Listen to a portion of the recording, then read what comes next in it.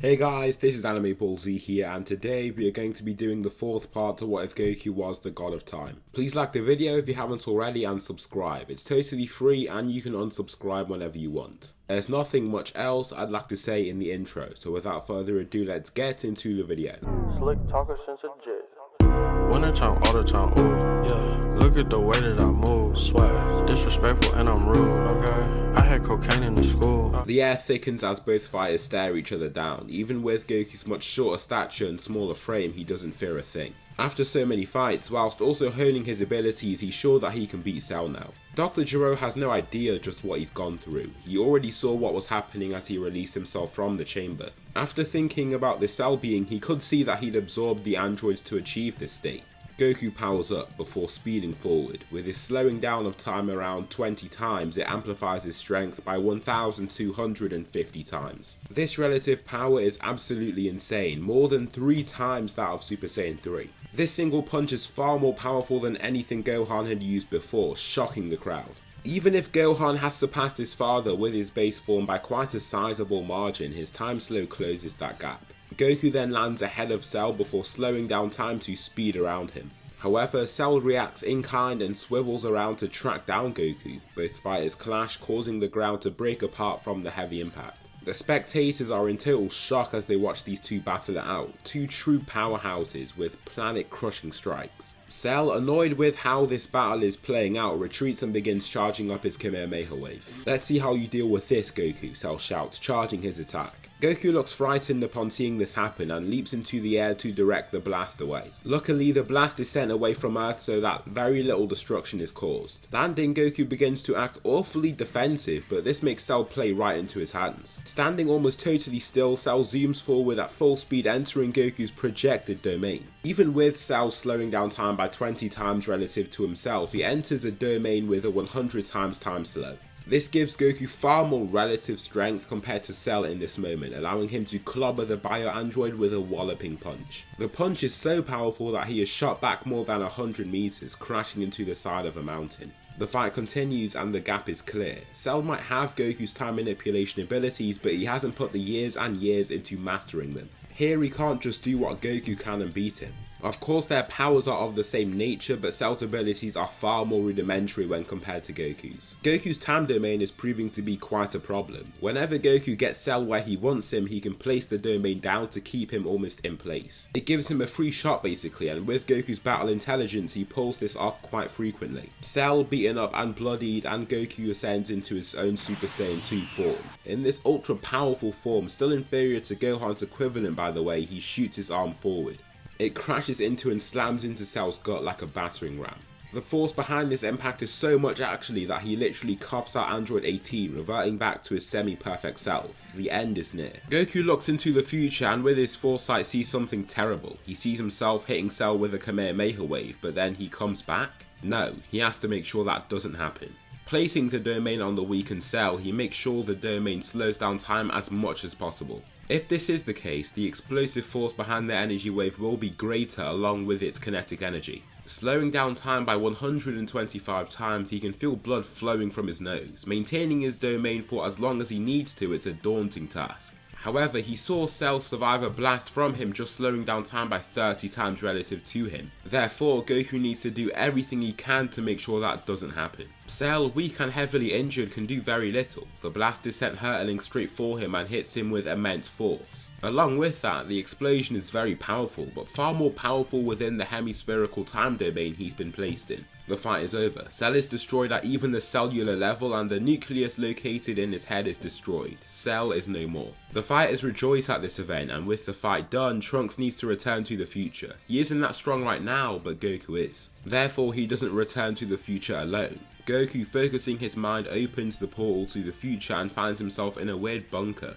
This is where Bulma and many others have hid out without future Trunks as a protector. Goku returns and is immediately on the task. Exiting the bunker, he is met by Android 17 and 18. In canon, the main timeline 17 and 18 were already much stronger than the Android 17 and 18 that future Trunks grew accustomed to. Along with everybody being stronger in this what if's version of the androids were even stronger than that. Therefore, these fighters will be absolutely nothing to Goku. Not even choosing to slow time in any way, Goku uses just his brute strength to fly at them and fluster them with his advance. Landing a single punch in 17's gut, the wind is knocked right out of him. The twins have grown accustomed to being the strongest in this realm, so the following beatdown will be quite the humbling experience. And it is. They can't do a single thing to hurt Goku, and the Saiyan manages to blast them both away with a one-hand energy wave. The future is free from the wrath of those androids, and Goku returns back to the present. Here the group get ready to revive Vegeta, but he doesn't want to get revived. They can hear him talking to them, and this is where they hear from Vegeta. He has his hand on King Kai's back. With the threat of Cell still out there, King Yama reluctantly allowed him to keep his body, but then Cell was defeated. This means that Vegeta basically locked out, and since he was initially allowed to keep his body, he keeps it. Here on King Kai's planet, he's learning the Kaioken technique and the Spirit Bomb. This makes the world without Vegeta quite a different one. Here Trunks grows up like how Goten did, without seeing his father in early childhood. Goten manages to grow up with his father around though, regularly training with him. As a result, Goten is the younger one but still the stronger out of the two. Vegeta in the other world really starts changing character. He sees no need to act as ruthless and reckless as before. He sees what happened to those in hell. If he continued down that path, he would have just ended up in the bottoms of the universe without a body and locked down to an eternity of suffering. In these 7 years, Vegeta unlocks Super Saiyan 3 and learns Metamorph Fusion. This is going to be quite an asset for when he returns to Earth. He wants to participate in the World Martial Arts Tournament and decides to not just return for a day like Goku did, but to life entirely. They wish him back using the Dragon Balls and his halo vanishes. He returns to the world of Earth almost a totally different person. He seems a lot more stoic. They can tell just from his demeanour that he's put countless hours into his craft. He meets his family once again, Trunks and Bulma, upon returning. He saves the fighting for the tournament though, where he wants to finally beat Goku. His plans are foiled once he sees Gohan assailed by Yamu and Spopovich. Furious that he's lost his chance at this fight, he races after the two with the other Saiyans. Goku lands at the forefront of the group with Vegeta standing by his side. Just as Dabura reveals himself, Goku raises a palm and focuses. A hemispherical dim green region envelops Dabura, almost freezing him in place. In a flash, Goku is at his side and he lands a swift punch to his gut in just his base form. The attack literally cripples him. He drops to his knees and can barely breathe, coughing out spit and blood too. Even in just his base form, Goku slowed down time by 150 times to get as much force out that hit as possible. Who are these guys? Goku asks. As for the Kais though, they are so surprised of his power. The only person that doesn't seem surprised here is Vegeta. He's seen it all before, the annoying time manipulation of Goku. They're the henchmen of Babidi, the galaxy's evilest magician, Supreme Kai says, landing by his side. They get a more in-depth explanation of what's happening as they enter the ship, then face the other foes that Babidi has to offer them. Just like before, Yakon and Pui Pui get manhandled by Goku and Vegeta. To be honest, it's not even close with these two fighters way stronger than their canon counterparts. Babidi doesn't have any other fighters to offer them and tries to pounce on someone in particular. After not training for numerous years, Gohan isn't going to be as mentally fortified as the other Saiyans are. Therefore, he gets targeted by the magician and he soon takes control of his mind. He harnesses that inner rage of Gohan even if he is pure of nature, the true warrior mentality that invigorates him in the center of conflict. The primal battle rage is drawn out from its previous dormancy. Gohan powers up into Super Saiyan 2 in an attempt to resist Babidi, but it's too late. Majin Gohan is born. Being transported to the World Tournament, Gohan roars at the top of his lungs as he releases his power. This is the unrevealed strength that he left to dwindle. The others watch in utter alarm as they feel his power almost inexorably growing. Gohan soars straight at Goku first, taking him off guard. He can't even use any of his time manipulation abilities in time and he is hit by a headbutt. Being knocked far back, Goku is left to roll away intensely. He was definitely taken aback by that hit and Gohan looks totally out of control. Tell everyone here to evacuate, it doesn't look like Gohan wants to take this elsewhere, Vegeta shouts before staring him down. He enters his Super Saiyan 2 form like it's nothing, then races straight back toward him. They both try and land spinning kicks with their legs clashing in the process. The collision makes the arena beneath their feet crack and shatter and Vegeta continues to fight him. They trade blows, with both landing some attacks while letting some get through their guards. Both of them dash straight toward each other and end up punching each other at the exact same time. After this hit though, it looks like Vegeta is faring worse against Gohan. Since when did Gohan have such power, he wonders, furious that he can't just take him down here. I'm not sure. The magician must have given him some form of power boost, Goku says, entering Super Saiyan as he casually rises. Gohan races straight toward them, but Goku keeps him down with a strong 250 times time slow. Everyone around them, even the weaker fighters that have been transported here, can see that he's gotten visibly slower. In this time, Vegeta lands a walloping punch on the fighter that's been kept almost still to him. The amplified force of his strike means that Gohan is literally launched away with a grave injury. He doesn't look to be doing so well, and he struggles to even raise up. After he does, he still advances with vigour. Goku though speeds ahead after slowing down time for himself. Striking Gohan in the chest, he throws him right back into the stadium stands. Even if Gohan has received a significant power boost, Goku's time manipulation is too much to come up against. After this, the group are transported away from the scene and arrive at the site of Majin Buu. Gohan doesn't look to be doing so well since he's taken some heavy shots from Goku and Vegeta. However, with this, his rage is gone. He goes onto his hands and starts shouting when he feels Babidi trying to gain control of his mind again. He can feel the rage bubbling, but what he's done starts to dawn in on him. In the same moment though, Buu is activated and the childlike Majin Buu reveals itself. Just as Goku and Vegeta want to move on to this new threat, Gohan rises straight up and roars at the top of his lungs. It seems like Super Saiyan 2 isn't the limit to his power any longer as he reaches higher and further to the levels of Super Saiyan 3 in his transformation. As for the others, they're more worried about the childish warrior banging his chest. Supreme Kai knows this face, this devilish face, all too well. Nobody has been killed by either Dabura or turned to stone, so Krillin, Piccolo, Tien, Shin and Kibito still remain. The humans and Piccolo are significantly stronger in this timeline, with Piccolo being notably strong, but it still won't be enough. Gohan has not only gotten Super Saiyan 3, but his growing anger is almost like the Hulk, where he seems to be inexorably growing stronger.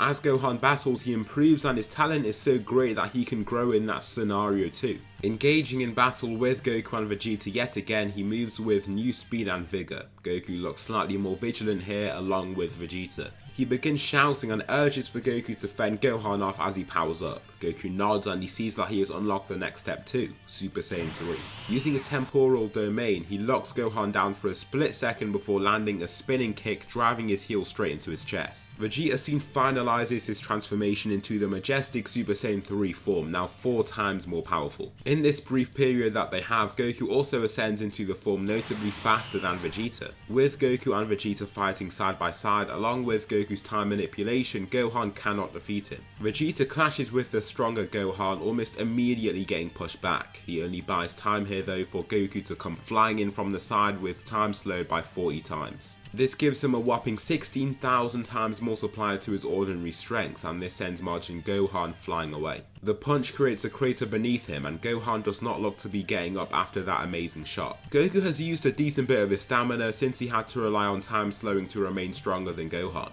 His Majin symbol has not faded, but he doesn't seem to be responding. This gives them the time that they need to help in the fight against Majin Buu.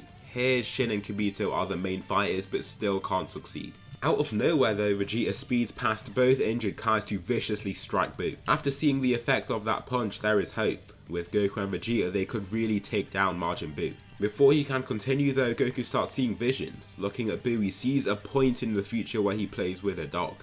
Then he sees him conversing with Mr. Satan. He tries to make out what they're saying in this vision, but it cuts off before he can discern much. From what he's heard, he never imagined Buu to be that positive. Now looking at him again, he wonders if Majin Buu is as evil as they paint him out to be. He's sure that he's done bad things in the past, but he can see that it's possible to change the Majin's ways. What are you waiting for? Let's destroy this thing, Vegeta shouts, ready to attack. As he prepares to advance, Goku holds his arm out to stop him. No, I can tell by his nature, Majin Buu isn't totally evil. He can change, I'm sure of it, Goku insists. Are you serious? Now isn't the time for all that optimism talk, Vegeta roars, trying to push back Goku's hand. However, slowing time relative to himself keeps Vegeta in place with his higher force. No, Goku forcefully states.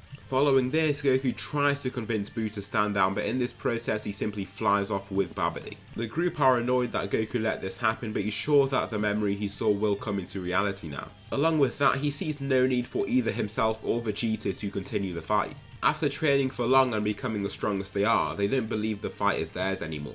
This is for the next generation now. In this time, Vegeta shows off a little something that he learned in the Afterlife, the Metamorian fusion. Goku eventually finds the Babidi Buu duo and tells them to wait briefly as an opponent will come to face Majin Buu soon. Babidi is rather amused by this statement and plays along, therefore they hold back from killing innocents during this time. However, his dog Bee is killed and the evil within him grows too much to contain. This causes the spawning of Evil Buu, who takes most of the power with him too. God Buu proves to be too weak to take down the likes of Evil Buu and he swallows him whole. This causes the spawning of Super Buu. After this fusion, Goku and Vegeta feel this jump in energy almost immediately. The concentration of energy almost startles them. As for the others, they are terrified.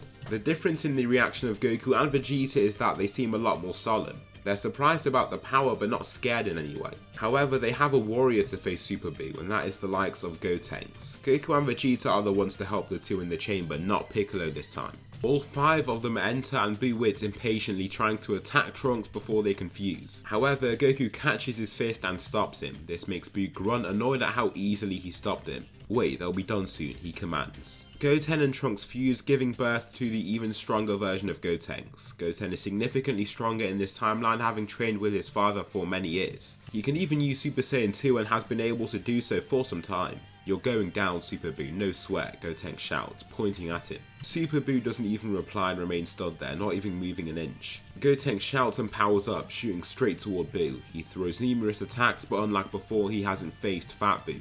So he doesn't know how great the gap between them actually is. He throws a punch at his face, but Buu moves straight beside the fist and throws a jab of his own, landing clearly. Straight after, he slams a ki blast into his face. Grunting in pain, he fires off once again to try and continue fighting him. He tricks Buu with acting like he was going to go with a headshot so that he can cleanly land a sweeping kick to the side of his body. The strike is impactful and he follows through with even more powerful strikes to try and break Buu down. However, whatever damage that he does in this moment vanishes in a flash due to Buu's unique self-healing texture. Falling back, Gotenks is growing furious of this battle at hand. They don't know if fusions can transform and use the powers of their hosts, but if he doesn't try that now, he won't win. Even if he does have Goku and Vegeta behind him, Gotenks has Trunks' arrogance. He won't accept letting those two take this fight for him, therefore he attempts the transformation and much to his glee it works. He enters his Super Saiyan form and begins with a massive barrage of ki blasts. This version of Super Saiyan Gotenks is comparable to Super Saiyan 3 Gotenks from canon just due to both fusees being much stronger. After taking this barrage, the Pink Warrior just grunts with fury at having been hurt by those blasts. Subsequently, he races forward to take out his anger with some hits of his own. He comes in with serious haymakers, throwing all of his weight behind his initial strike. Gotenks takes the punch straight on, firming the impact. Once another rash swing comes his way, all he has to do is slip under it to remain unharmed. Right after this, he punches Buu straight in his gut, landing a picture-perfect strike. Upon hitting Buu, even Vegeta nods with affirmation and Gotenks arrogantly smiles upon noticing this himself. Pest, Buu shouts before shooting a pink blast straight at him. Before the blast can reach him though, Gotenks steps back with great agility to just about evade it. In this step back, he shows off his ghost kamikaze attack. Numerous ghosts reveal themselves, shooting straight toward Buu.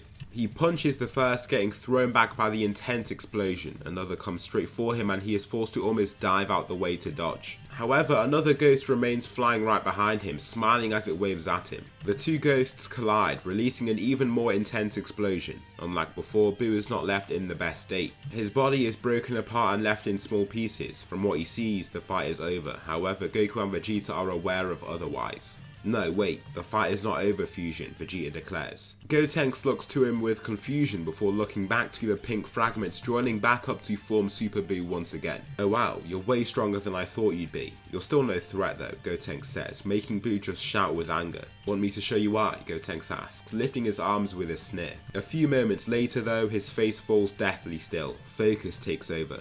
He begins to shout and the other two watching know just what he's up to. Here his hair droops down and grows and he enters his Super Saiyan 3 form. With an 8 times multiplied to his previous strength, this is more than enough and Gotenks knows it. His aura is incredibly intense, even taking Goku and Vegeta by surprise. Out of nowhere, Goku just starts smirking. He wins, doesn't he? Vegeta asks, looking to him. Just wait and see, he smartly replies. Gotenks, opening his mouth wide, begins charging up a powerful attack and it starts to glow brightly with ki. Buu watches on, almost as Majin Buu did when seeing Majin Vegeta in canon. You almost can't believe what is to happen. An absolutely massive blast is launched straight at him and lights up the entire surrounding area. Goku even has to make a special time domain region that is almost like the surface of a hemisphere that surrounds the two watchers. What this region does is it makes the explosion force much duller when it approaches them, therefore all they have to do is lift their arms to block their eyes and torso basically. After the massive explosion, several extremely small fragments of Buu remain, now grey and smoking.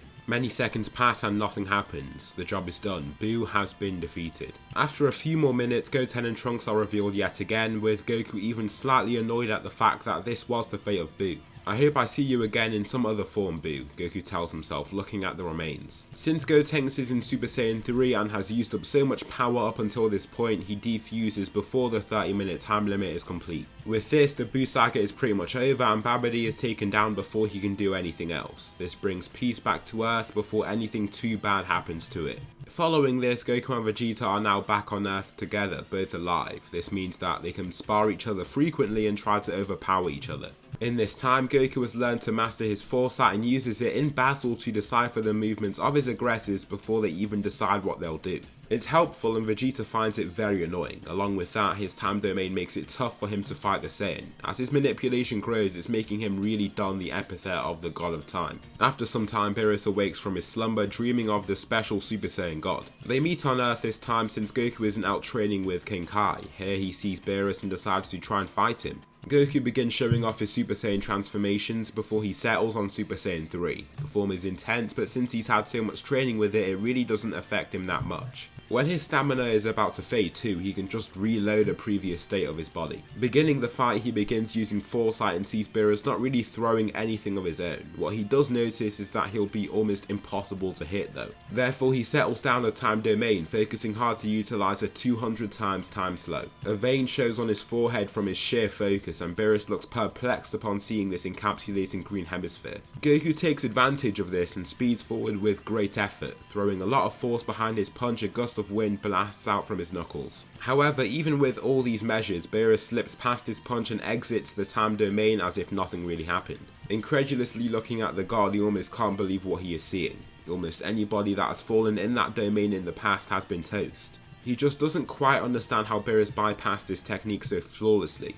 He continues with a few more attacks and uses of his time domain, but it's all futile. Goku then uses his foresight again, watching Beerus speed toward him so fast that there's little he can do. He taps him on the forehead and sends him flying, but now Goku's prepared. Beerus lightly lifts off his feet but shoots forward with insane speed. Before he can reach him though, Goku just throws his body out the way as fast as he can. Watching his hand soar past his face, Beerus tracks him with eyes of confusion and surprise. He was certain he'd have much greater speed than this Saiyan in this moment, and without that annoying green dome of his, the attack was surely on its way to landing. Another punch comes his way and it's much faster this time. However, since he knows exactly where Beerus wants to go, he can make sure that his time domain gets the job done. Doing just that, Beerus is almost trapped for a time and Goku more elegantly evades since he slowed him down so much. He waited until the very last second to resort to his time domain, giving Beerus the illusion that it will never be created. Using his temporal reloading on himself too, his stamina returns to him immediately. He's not at full capacity since the reloading itself takes energy, but he's in a much better state now.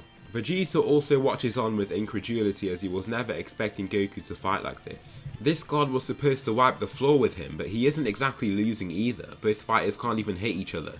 Beerus is way too fast and Goku knows what he's going to do before he can even do anything.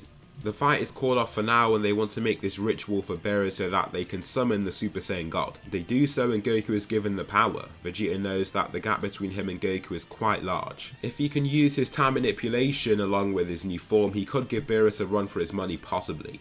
Upon beginning the ritual, it starts looking a little different to what it was in canon. First, before the transformation is complete, Goku is sheathed in a glowing green sheen of energy.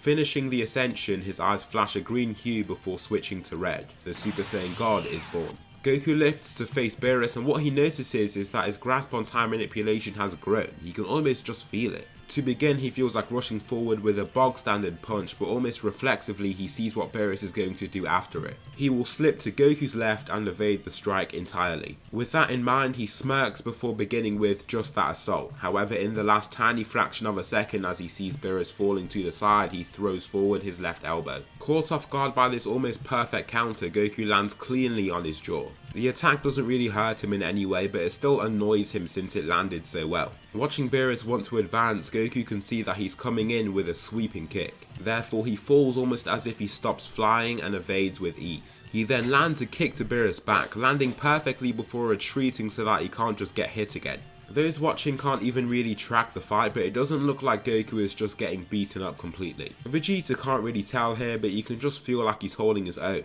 Goku, slowing down time relative to himself, shoots up into the sky and Beerus is eager to follow right after him. Before he can grab onto the Saiyan though, he resorts to his nifty foresight to evade his incoming hand. Beerus follows up with an elbow upon watching Goku heading this way, but he saw this too. Therefore, as he slipped by, he made sure to descend so that this elbow would fly right over his head. It does just that, not connecting at all. The fight continues in this way until Beerus has had enough. Before Goku can even see what move is to come, he elbows Goku in his jaw before landing a winding body shot. This hit shakes him up completely and he even starts to feel slightly nauseous from the pain. However, he reloads a previous state of his body, feeling the pain almost vanish in an instant. Why can you always come back? Beerus asks, with anger throwing numerous more punches. He's moving so fast and explosively now that Goku's foresight is almost useless. In the time that it takes him to see an event from the future, he's already being hit by said attack. In the end, he is left winded and bloodied, but he yet again reloads his body before anything can happen. Beerus' eye twitches when he sees his injuries fade, but he doesn't look as angry anymore.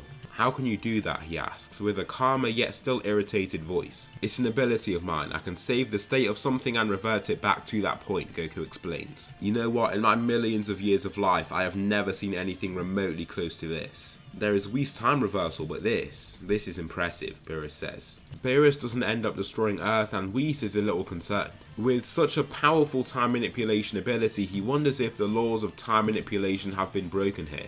The angels are strong adherents to their moral code, of course, and time tampering is against the angelic law. I want to see more of this Saiyan, Beerus says to Whis. Yes, I feel the same, Lord Beerus. I think we have a grave matter on our hands here. So that will conclude the fourth part to what if Goku could manipulate time. Tell me something you liked about this video, or something that I should improve on for the next one. Thanks so much for watching, and I will see you in the next video.